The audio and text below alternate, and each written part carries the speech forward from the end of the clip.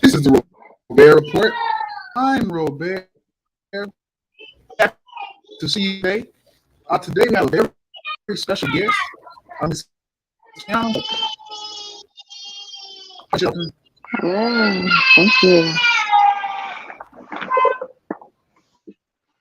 We hear Jackson in the background getting his 5 minutes of fame or 30 minutes of fame.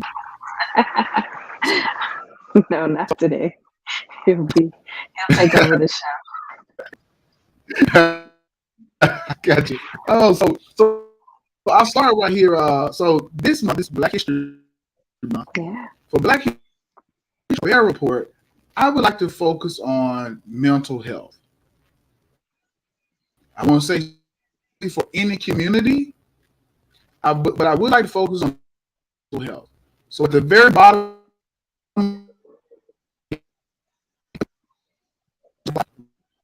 1-800-273-8255.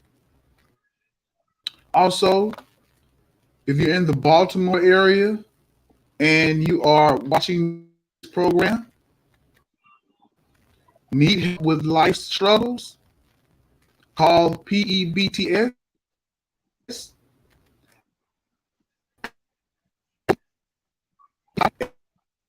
8014. If you need for mental health, you just need somebody to talk to, reach out. Back to you, Miss Shelton. How are you doing today? I'm doing well. How about yourself? Happy Monday. I'm doing all right. Thank you. Thank you. I just want to if my flagship station is that can be made available to people. And so I'm once again excited that you're here today. Glad. So I'm slow it down a little bit because I get kind of excited when I'm doing it. Okay, good. Okay. So Miss Shelton, just tell us a little bit about yourself. Where you from? Where you currently living? In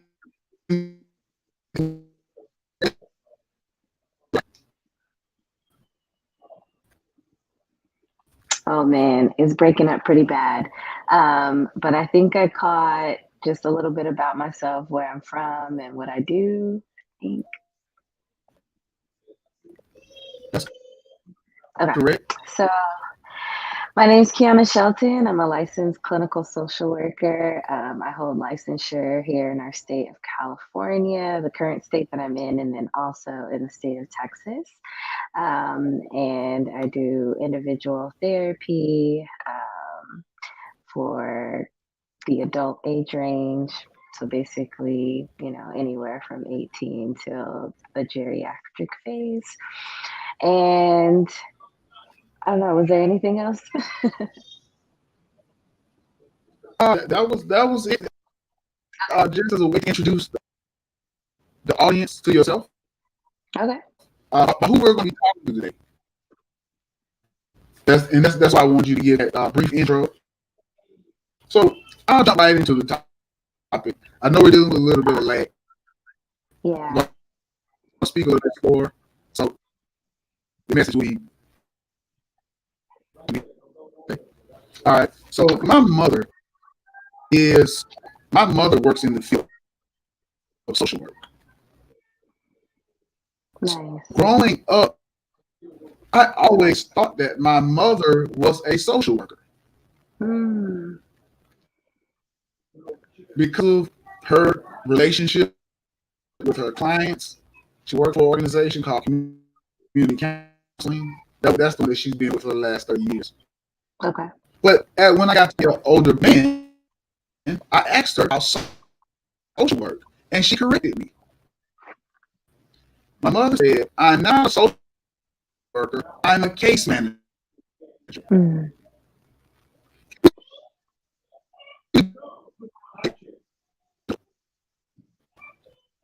And when I learned what social work was, it helped me out because of what my mother was doing. Mm-hmm. Then what she was doing, she was telling me say that she was a social worker because that's a licensure process, and she could be fined or penalized with that. Yeah. So for people like myself who don't know the difference, what's the difference between a social worker and a case manager? Gotcha. Okay. And what was that last piece?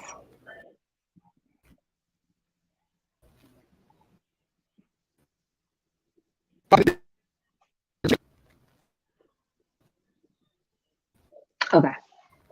So, yes, your mother is exactly right in terms of the licensure process for social workers. So, in many states, the term social worker is what we call a protected title. And essentially, what that means is that not anyone can just walk around and call themselves a social worker without the proper credentialing. So, then there's multiple phases. You can be a social worker at a bachelor's level, a social worker at a master's level, and then post master's level social workers can then make the decision to do 3,000 clinical hours to become a licensed clinical social worker, which allows them to be able to do individual therapy or open a private practice or things like that. So the difference between a social worker and a case manager, I would say that you can see social workers doing case management as a function of their role. And then there are just the elements of case management that a person can do and solely just be a case manager. Um, and so that's kind of the difference and a little bit of the history as to protected titles and what social worker means. Here in California, we're not a protected title. So usually you then have to show by credentials, what type of social worker you are. Okay. Wow. Social worker as a protected title. Okay. I'm going to put that in the chat. Just want to as a protected title. So my next question regarding the work of a social worker. So I see that you have a designation behind your name, LCSW. Mm-hmm. Yeah.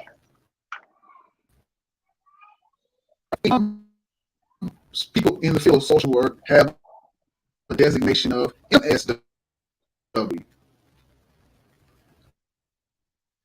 I believe I've seen MSW. So what's the difference? Yes. What's Okay. the difference? Sorry, it was breaking up a little bit, so I'm trying to catch. Okay. What's the difference between the different types of designations? MSW, LS, LCSW, or other designations? Yeah. So an MSW is basically a master's in social work. So you could have behind your name, you know, prior to my LCSW, it was Kiana Shelton, MSW. So what that meant is that people would know that I was a master's level social worker by the letters behind my name. And that once you have your MSW, you can then apply to register with your Board of Behavioral Sciences to become an associate clinical social worker while you're obtaining your 3,000 hours of clinical work. And then from there, you take some board exams, and then that's how you become a licensed clinical social worker.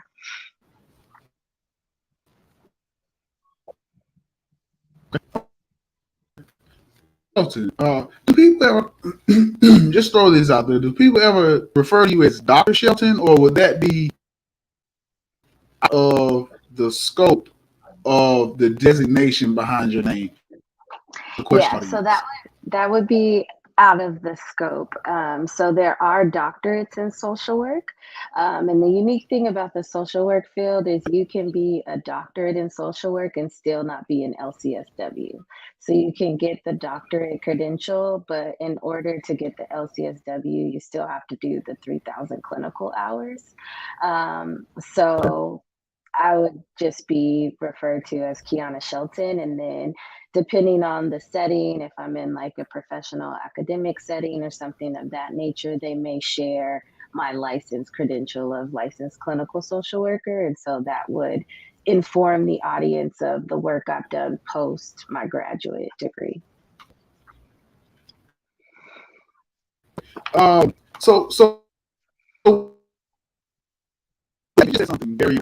You mentioned a time, and that time 1,000 hours.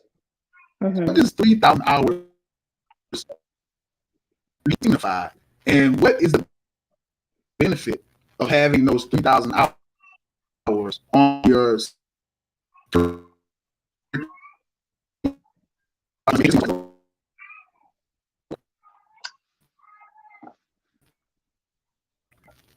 Okay. Yeah, so the 3,000 hours are clinical supervision hours. So it's basically an opportunity for you to be in a clinical work setting, working underneath someone that has already received their LCSW.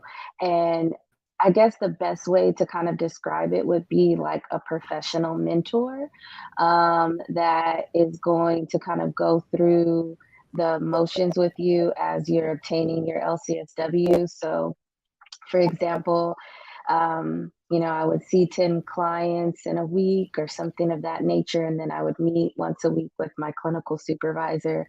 And we talk about maybe struggles I'm having in my practice with clients. Maybe I'm having difficulty getting them to open up or something like that.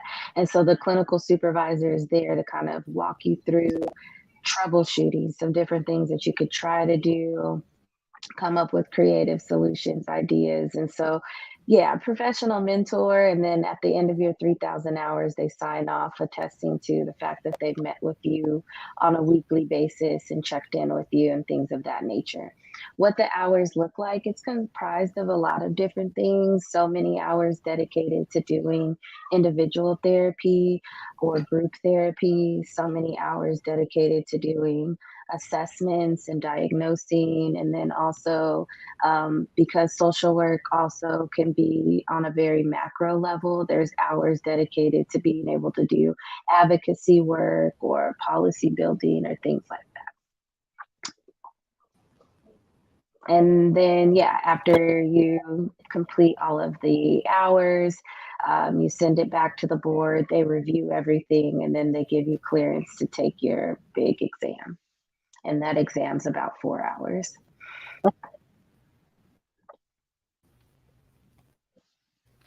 Okay. So it seems the process for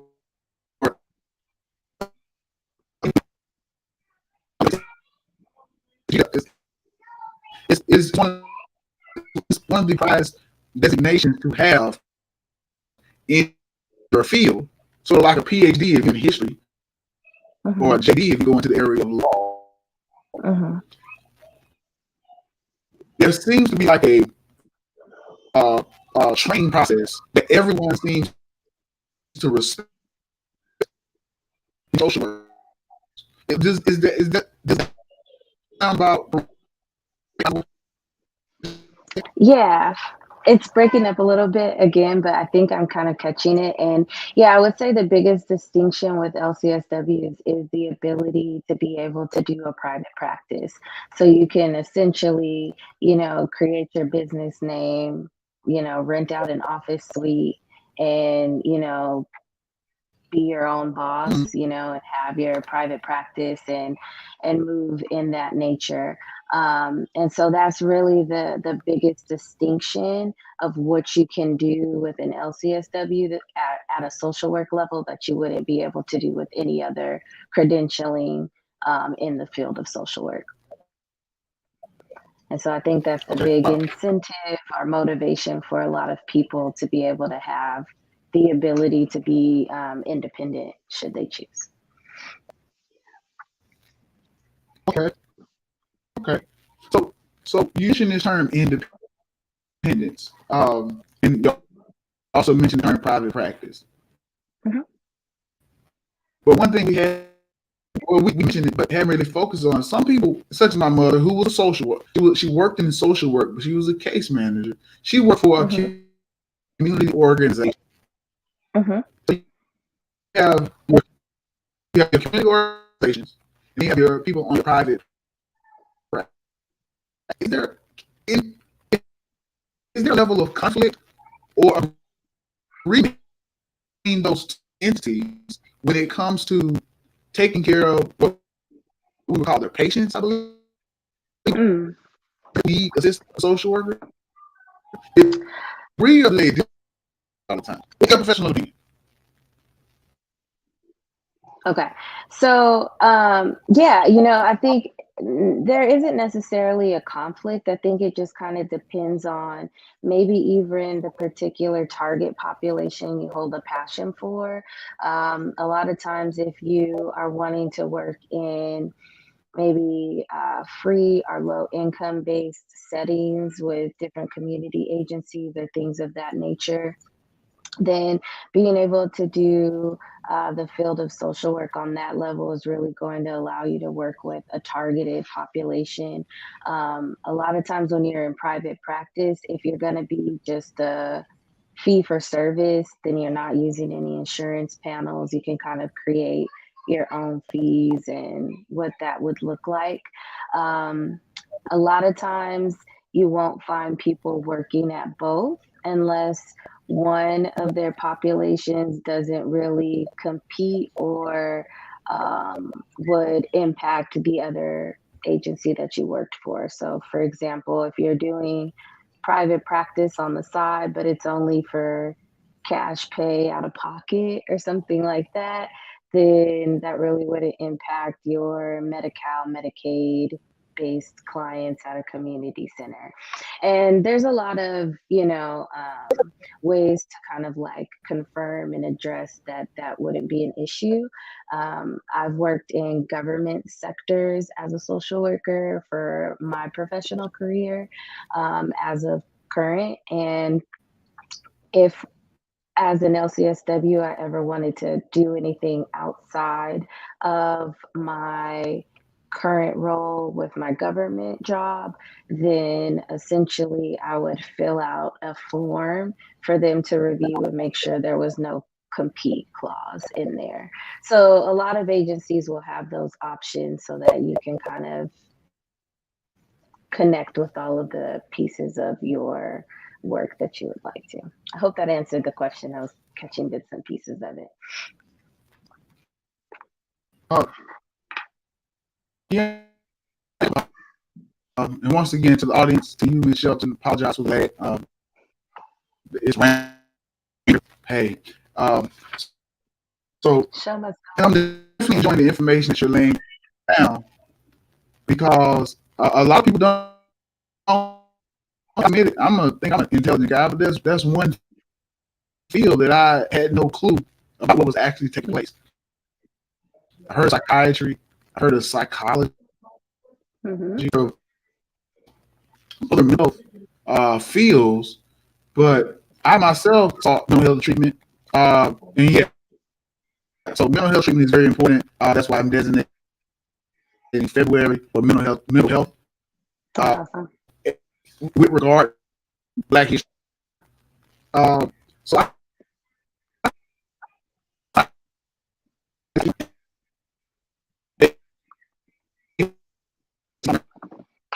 over this situation in your life.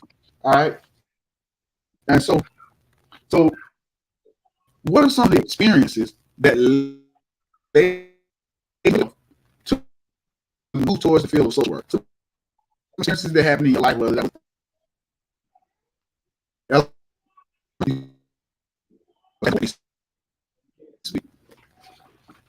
Yeah, that's a great question. There's a running joke in the field of social work, and this may be in other professions too, but it's like not something you choose, but something you're called to. And so I think that throughout my life, similar to the story you shared about your mom, I've had many amazing family members and older adults in my life that were doing elements of social work, but may not necessarily have been called a social worker.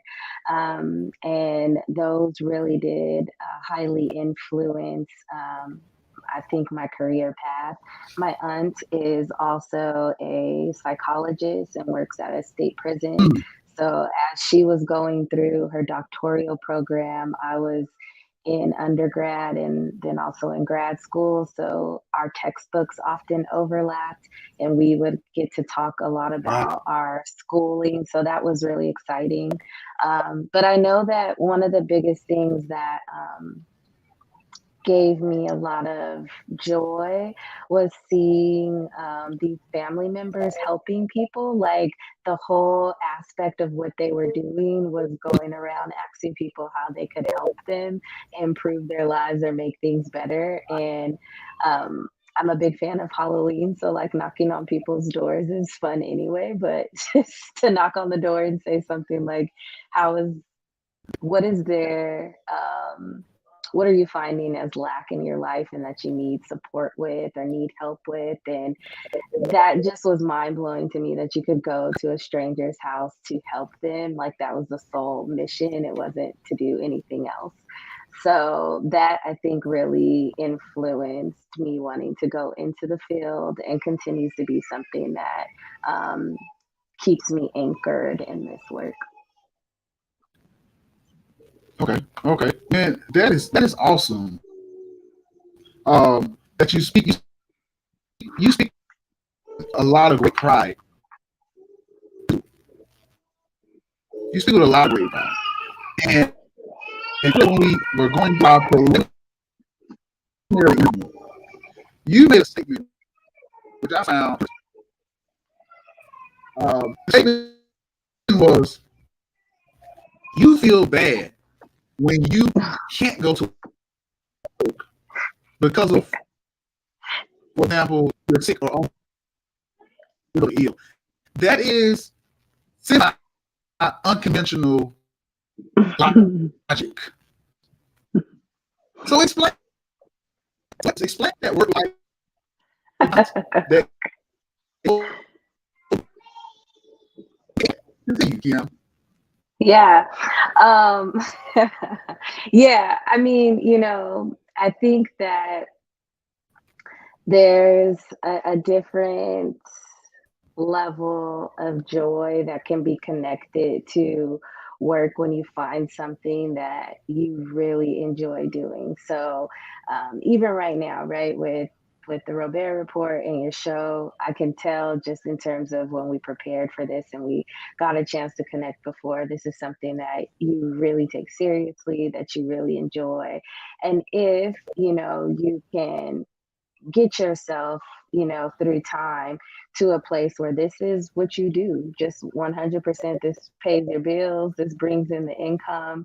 Um, at least from what I got from you, I think that that might be something, and I could be overstepping, but I think that that might be something that like you would wake up pretty stoked to do work because this is exactly what you do. I think we hear like actors talk about like I go on set every day and I love it and I'm so happy and this is exactly what I want to do, or artists. And I think that that idea of waking up every morning and doing something that comes naturally to me but the world is going to pay me for it sounds like it only happens in the creative arts, but really it happens when you found the thing that you love, right? Like y'all are going to pay me to sit with somebody and help them when like that's what I want to do anyway. Like, okay, what's the like Wow. you start looking for the catch.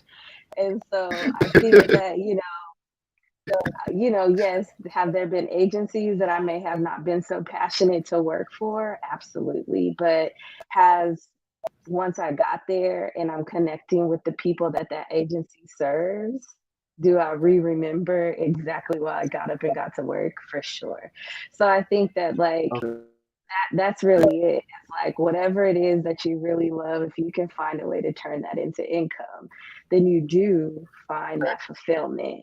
I think a lot of times we are doing other things to one day feel like fulfill our joy or get too closer to our passion.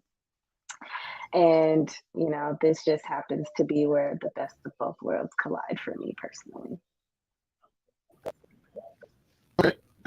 Hey, I'm your experiences in social work, how you got or how you achieved the level of LC. Did you go to the field? You've been explaining nations of yours LCSW. I brought up MSW. I'm sure there's a whole swath of other designations available. And so, Uh-huh. one question I do want to ask, I know you, I'll show us 30 minutes down. I would like to ask you, your all right, you help people for 30 minutes, an hour. Uh-huh. After that moment in time, and they leave your office, Uh-huh. what does Kiana do to come back to Kiana instead of giving herself Yeah. to?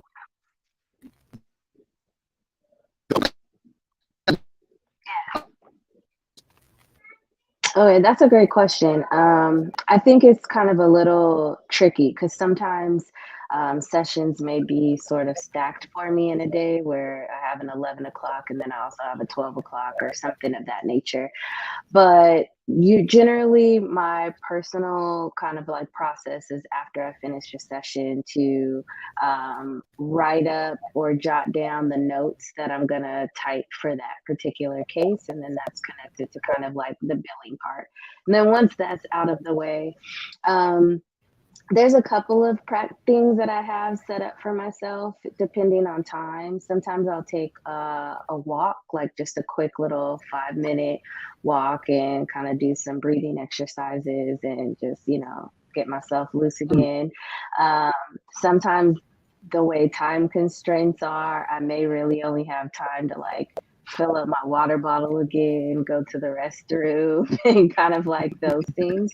And so when it's those quick moments, what I like to do is find the nearest mirror and just look in the mirror for like 10 seconds or so. So for any of our listeners that have ever been to like Disneyland, there's a ride called the Haunted Mansion ride or Haunted Hotel. And what they do at the end of that ride is you get swiveled in front of like a mirror and it says, be sure to check the mirror to make sure you didn't take any visitors with you. And if you look in the background, there's like these fake little hologram ghosts that are going to be with you, right? But that is also very symbolic imagery wise to kind of like the energy that we use and create when we're in space and connection with other people.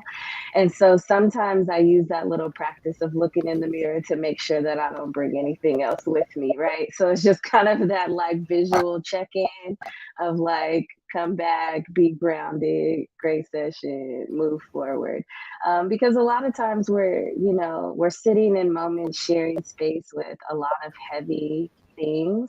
Um, and I think not only for me, but for my clients, it's important to have some type of closing process because a lot of times when you're in therapy, you're going to be talking about things that one, you don't feel comfortable talking with anybody else about. And it can leave you a little feeling open and vulnerable and exposed. And then if the therapist hits you with like, all right, great 45-minute session, have a good day, you kind of feeling like a little still like, can everybody see my stuff? And so I like to do some type of closing process with the clients too before they leave out of the room. One, because it helps them know this time is over and start to teach skills and techniques on packing your stuff back up until you're back in a safe space to deal with it again. And then secondly, it also is my time too to close this moment for both of us. So those are some of the kind of grounding self-care practices that I use for self and client.